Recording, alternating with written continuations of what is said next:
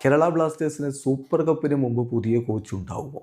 അതായത് ബ്ലാസ്റ്റേഴ്സ് ഇതാ പുതിയ കോച്ചിനെ കൊണ്ടുവരാൻ പോകുന്നു, പക്ഷേ സൂപ്പർ കപ്പിന് അദ്ദേഹം ഉണ്ടാവുമോ എന്ന കാര്യത്തിൽ സംശയങ്ങളുണ്ട് എന്ന തരത്തിൽ ചിലർ വാർത്തകൾ പടച്ചുവിട്ടിരുന്നല്ലോ. ഇപ്പോൾ ആ കാര്യത്തിൽ ഒരു വ്യക്തത മാർക്കസ് മർഹുലാവ് നൽകിയിട്ടുണ്ട്. ആദ്യം ഇന്നലെ മാർക്കസ് മർഹുലാവ് നൽകിയ വിവരം കേരള ബ്ലാസ്റ്റേഴ്സ് അവരുടെ കോച്ചിൻ്റെ കാര്യം ഫൈനലൈസ് ചെയ്തിട്ടുണ്ട്.